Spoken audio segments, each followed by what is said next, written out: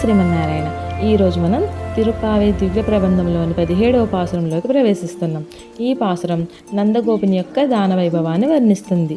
ద్వాలపారుకుని ఒప్పించి నందభవనంలోనికి ప్రవేశించిన గోపికల బృందానికి ఆ నందగోపుడు, యశోద, శ్రీకృష్ణుడు, బలరాముడు వరుసగా నిద్రపోతూ కనిపించారు.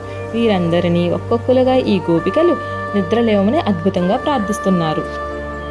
ముందుగా నందగోపుణ్ణి మేల్కొల్పుటకు అతన్ని కీర్తిస్తూ, మమ్మల్ని పాలించే ఓ స్వామి, వస్త్రం, నీరు, ఆహారం అనంతంగా దానం చేసినటువంటి ఓ నందగోపాల మేల్కొనుము అని ప్రార్థించారు.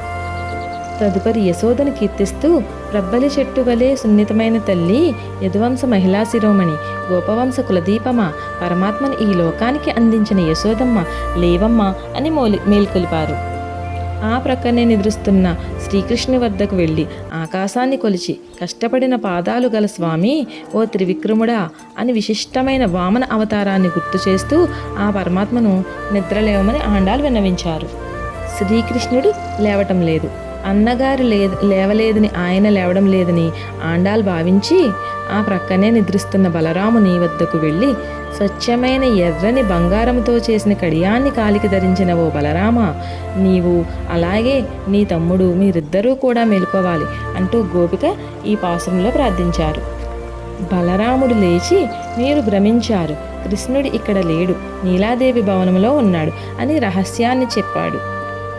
ఈ విధంగా ఆ భగవంతుడినే కాదు, ఆ భగవంతుని పరివారాన్ని కూడా ప్రార్థించాలి అని మనకు తెలియజేశారు. ఇక్కడ నందుణ్ణి మేలుకొల్పడం అంటే ఆచార్యుని ఆశ్రయించడం. ఇక ఆ యశోదాదేవిని మేలుకొల్పడం అంటే ఆ ఆచార్యుని ద్వారా ఇవ్వబడిన మంత్రాన్ని పొందడం అన్నమాట. ఇక శ్రీకృష్ణుని మేలుకొల్పడం అంటే ఆ భగవంతుని సాక్షాత్కారమే. ఇక ఆ బలరాముని మేలుకోవడం అంటే ఆ భాగవత శ్రేణం, అనగా ఆ భగవంతుడిని ఎప్పుడూ ఎవరు సేవిస్తూ ఉంటారో వాళ్ళని మనం ఎప్పుడూ సేవిస్తూ ఉండాలి అని ఈ పాసురంలో ఆండాల్ తల్లి మనకు తెలియజేశారు. ఆండాల్ దివ్య తిరువడుగలే శరణం.